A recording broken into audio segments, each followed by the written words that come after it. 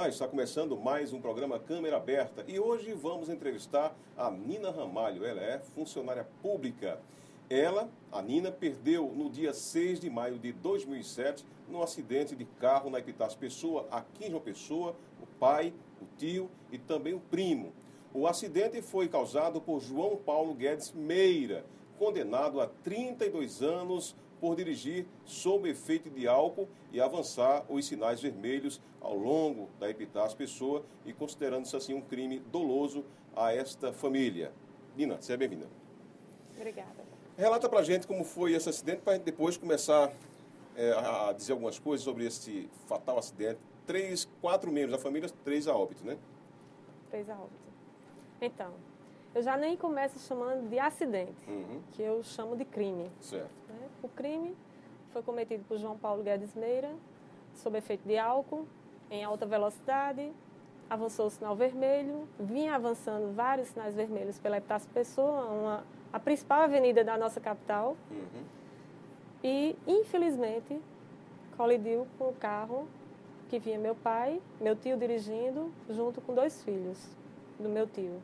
Certo. Levando a óbito. O pai? Meu pai, Tio? meu tio e um primo. Assim, começamos essa dura trajetória por justiça. Além do ocorrido, essas fatalidades, né?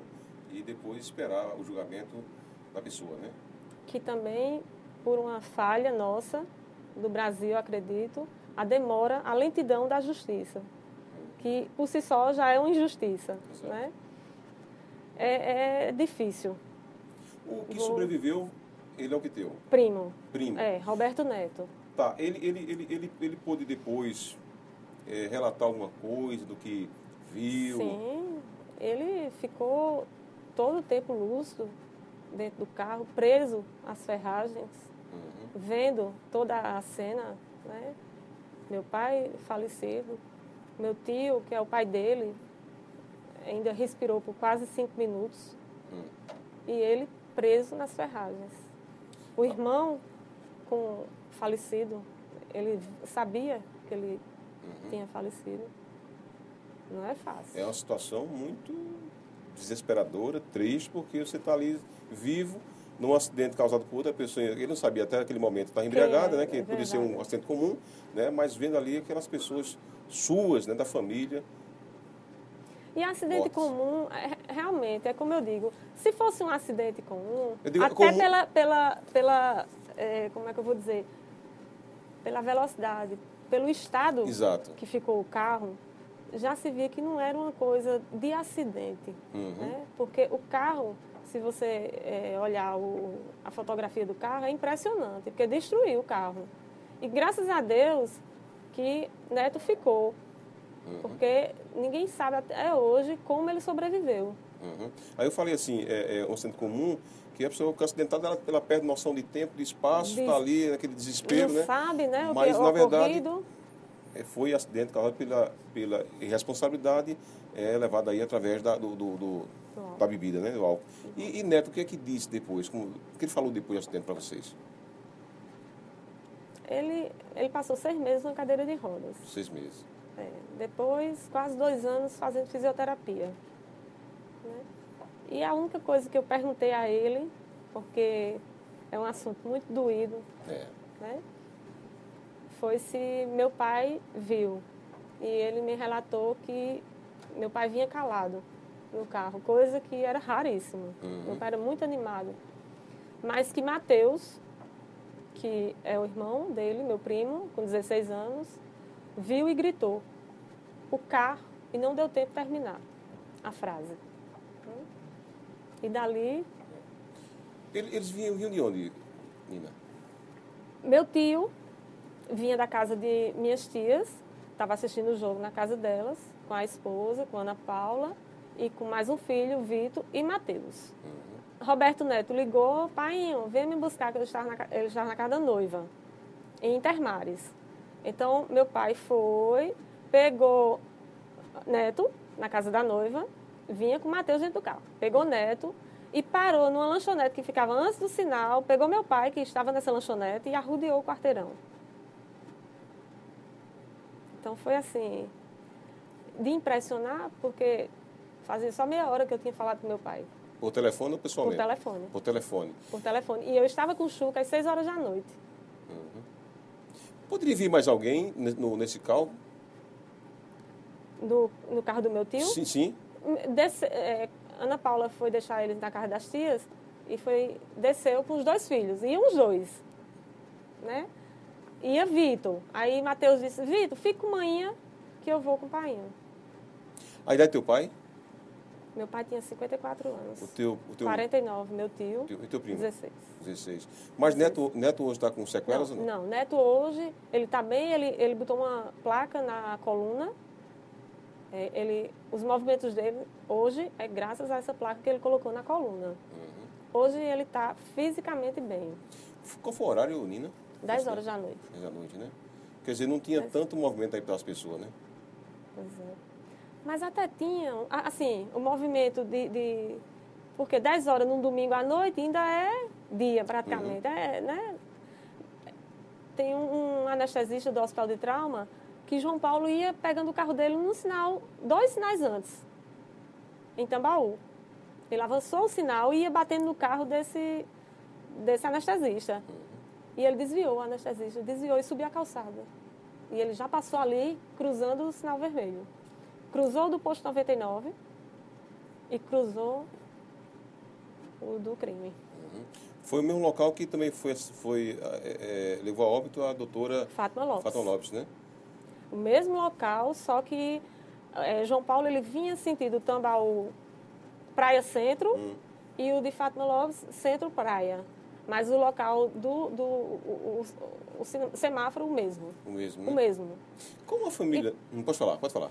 E aí a gente fica... Eu me senti impotente.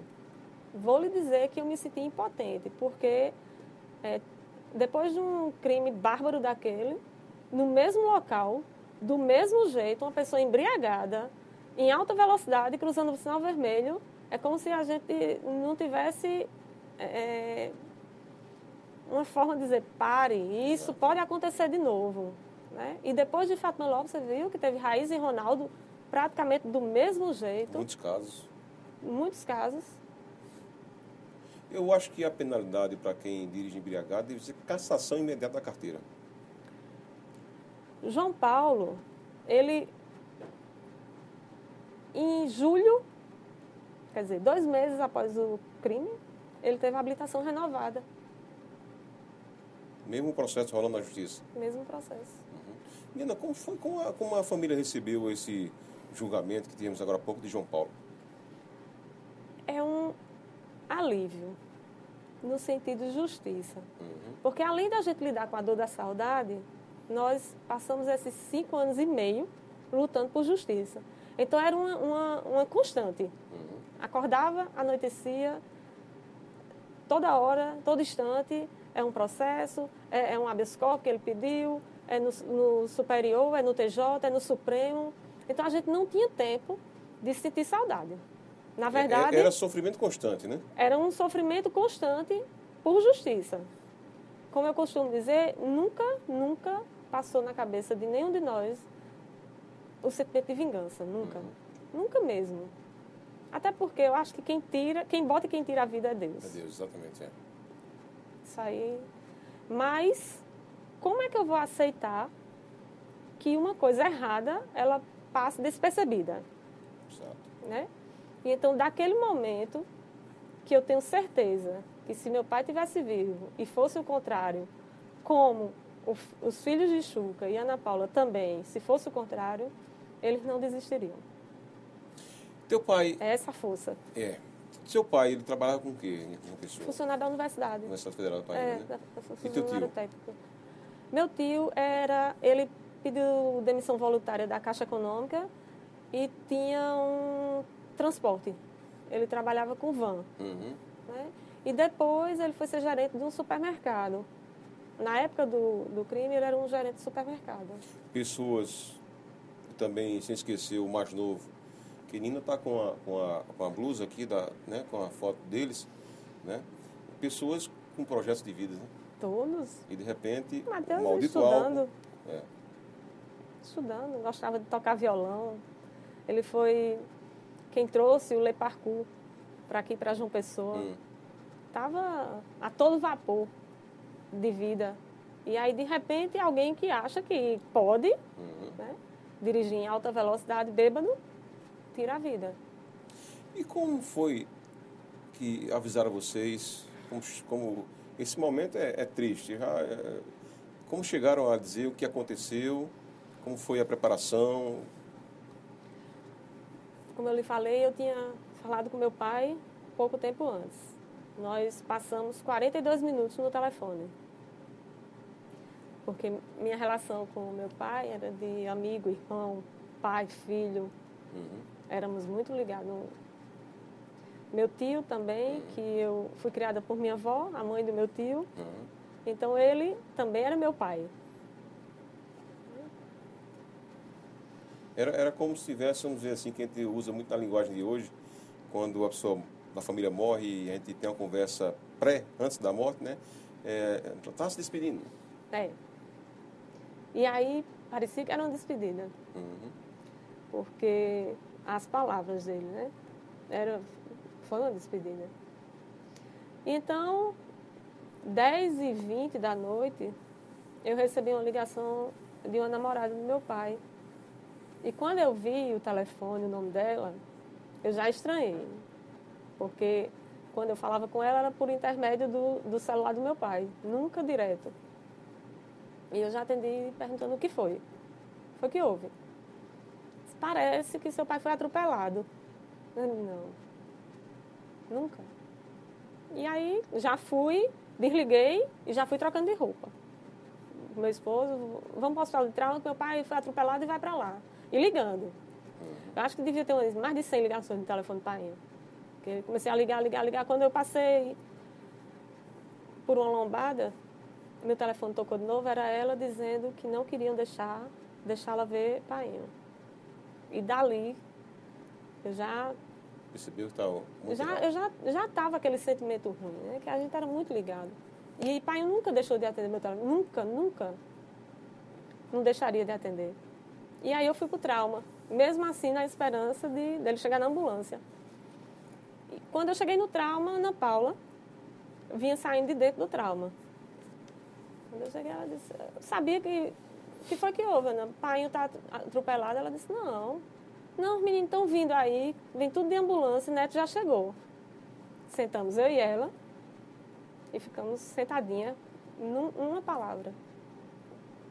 E aí, quando a assistente social chegou, que levou a gente para uma sala, que meu esposo me deixou lá e foi para o local do acidente, eu não sabia. Quando que eu olhei para ele e vi a expressão, ali eu tinha certeza que ele não voltava. As solidariedades naquele momento foram muitas, né?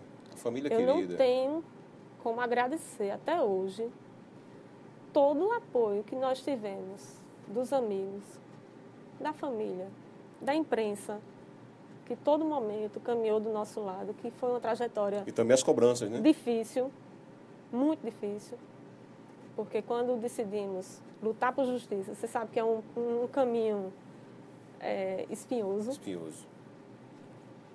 Então não tenho até hoje como agradecer o carinho que nós tivemos desde que a notícia se espalhou.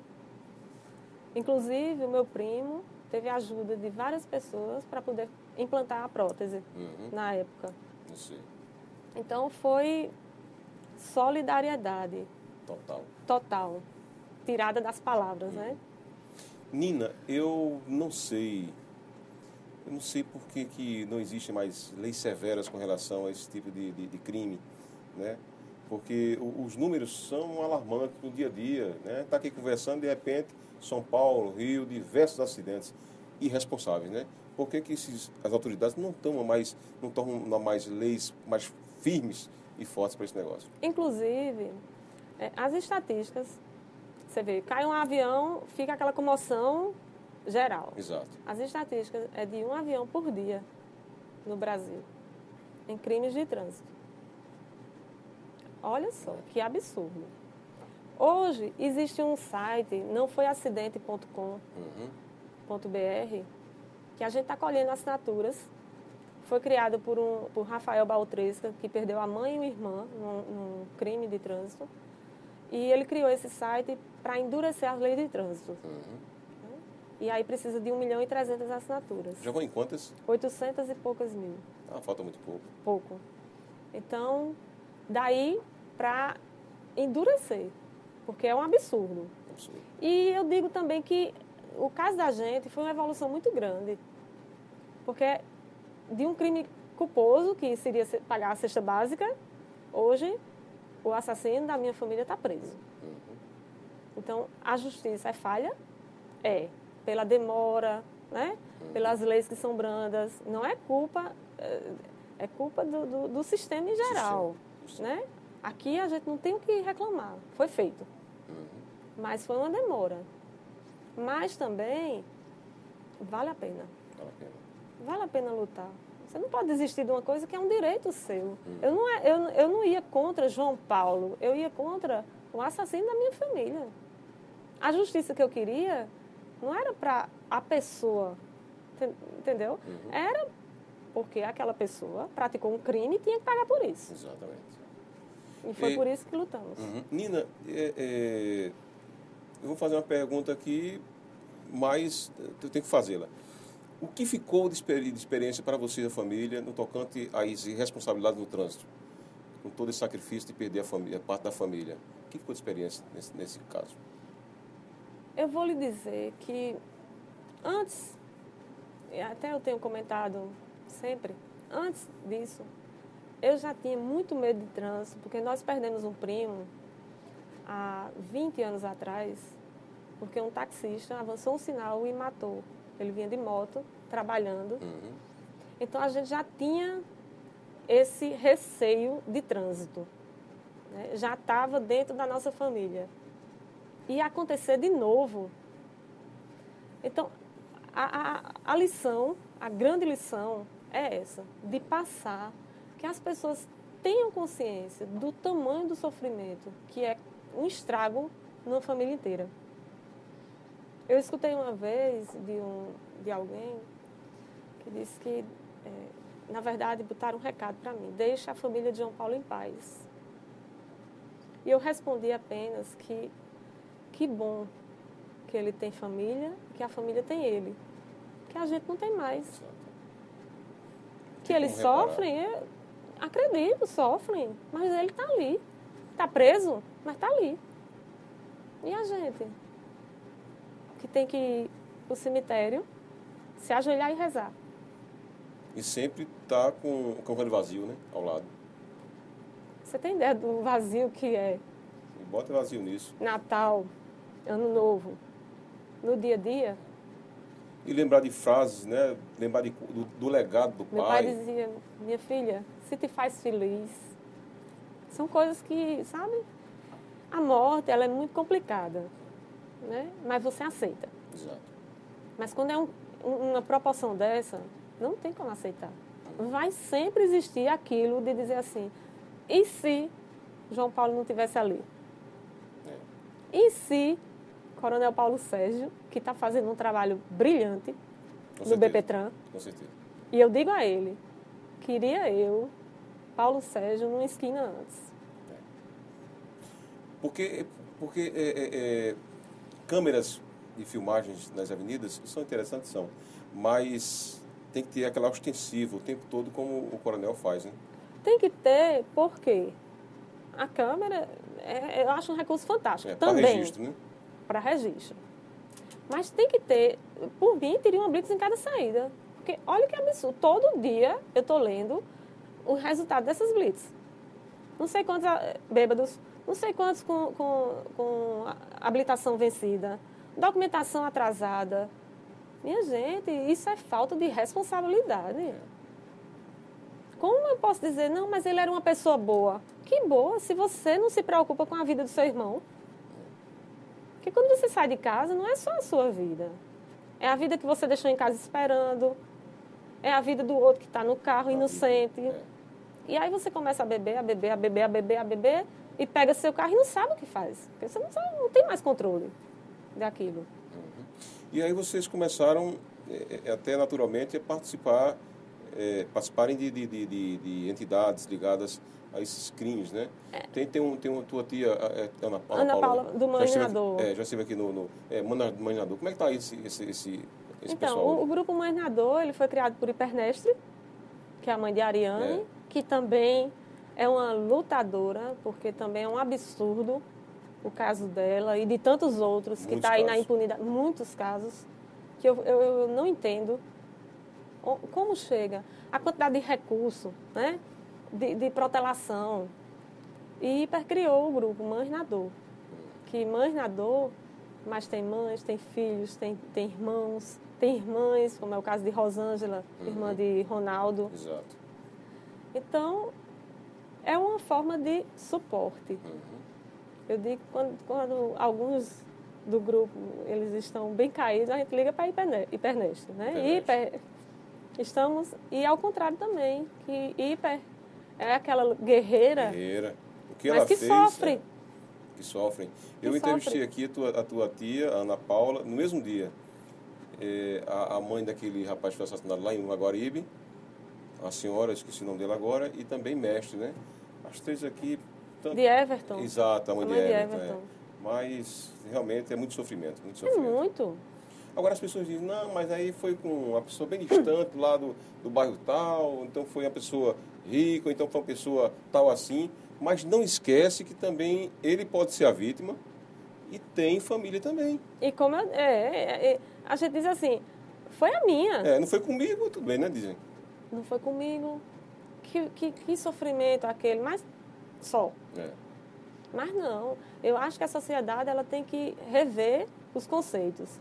Porque hoje existe uma inversão de valores absurda. Absurda, né? O coitadinho só tomou uma cervejinha e dirigiu e matou. Somente. Quantas pessoas não dizem isso ainda? É verdade. Não, mas estava só tomando uma besteira, né? Mas não pode. Nós vivemos em sociedade, e sociedade que existem leis. E que leis são para ser cumpridas. Né? Eu não vou dizer que a gente não é livre de acontecer. Lógico, as ninguém. fatalidades existem. Existe, mas responsabilidade pelo que eu faço, pelo que você faz, cada um faz sua parte, já é um grande avanço. Já é um grande. Nina, aí eu digo com certeza, vocês viam isso de uma forma, quando aconteceu com a família de vocês começaram a ver outra forma, e quando começaram a ver dados, vocês entraram na internet, buscaram informações e viram que a coisa é mais causticante do que vocês pensavam, né? É mais grave do que... Na época, a gente pensava que aquilo era um absurdo, né? Isolado. E aí, quando eu comecei a pesquisar e vi que o absurdo era numa proporção muito maior. Muito maior. E que tinha que lutar. O meu primeiro pensamento era, vou colocar o assassino na cadeia. Era uma bandeira, né? A gente precisa disso, né? Tanto que no julgamento, que não sei se você acompanhou, mas... Pela imprensa... Começou 2h da tarde, acabou de 5h30 da manhã. Exato. Uma madrugada que eu costumo dizer que foi de terror, mas que o sol, quando veio, ele trouxe o alento. Mas a gente saiu dali com um dever cumprido, com a sensação de dever cumprido, sabe? Que esse caminho não foi em vão, né? Que a gente acreditou tanto... Uma questão de honra também, né? Também. Porque não pense que a gente não escutou. Deixa isso para lá, não vai dar em nada. A gente escuta sempre, né? Mas dá. Tá aí o resultado. Ele está preso.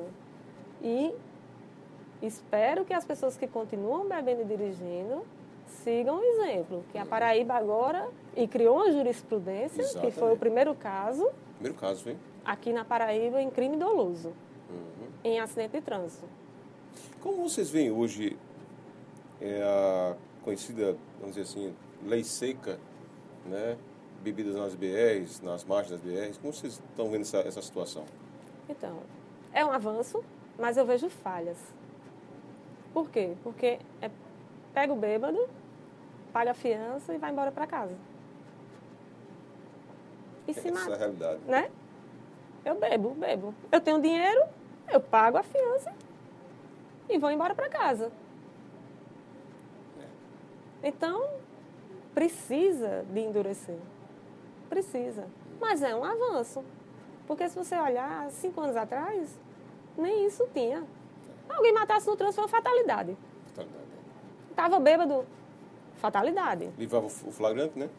Livrou, pronto. Pagava uma fiança cesta básica, né? E estava solto. Então, tem esse avanço. E precisa dar o primeiro passo. Né?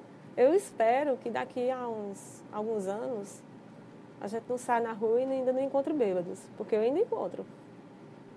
Com todo o trabalho que vem sendo feito, dos órgãos competentes, né? Prefeitura, Estado, governo federal, que tem dado um apoio à lei seca, Exato.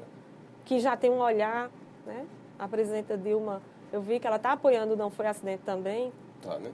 Já gravou com o pessoal que está apoiando. Então, tem esse olhar mais aprofundado da situação caótica que existe hoje no trânsito. Né? Porque hoje, qualquer pessoa tem um acesso mais fácil de comprar uma moto. Você vê aí as pessoas mortas em acidentes de moto, um absurdo. O que se gasta hoje no hospital de trauma, nos hospitais que recebem acidentado de moto, não podia ser uma prevenção? Exatamente. Tudo poderia ser evitado. Tudo poderia ser evitado. Não custa nada, rapaz. Você vai digamos, se divertir e vai beber e você não aguenta beber muito, né, ou pouco. Você vai com alguém que não vai se envolver com bebida, né? Pode trazer o carro, levar, trazer. São 5 lugares, no mínimo, Exato. no carro. Exato. Vai um da vez. Né? Um da vez. Ou se você não tem um amigo da vez, volta de táxi. Se não tiver ninguém, você aluga um táxi. Aluga um táxi. Quem tem condição de ter um carro, tem condição de pagar um táxi. Nina, reforça pra gente aí, o pessoal, inclusive, fazer aí fazer a assinatura do site, como é o processo? Não foi acidente.com.br. Não foi acidente.com.br. Ou pesquisa no Google, não foi acidente. Aí você faz uma assinatura eletrônica. Bota o título de eleitor, somente, e aí assina a petição. Que aí atingindo 1.300.000, aí os crimes vão ter uma pena mais dura.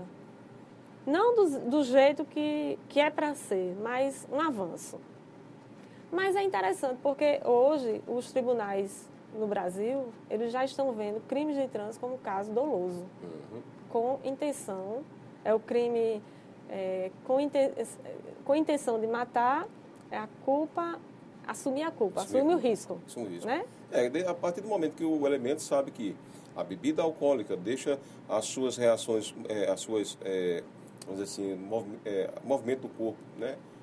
Para lá de Bagdá e sentando no carro, pegando no carro e andando em alta velocidade, vai com certeza... E ele sabe que é errado. Exatamente. Tem culpa, né? Sim.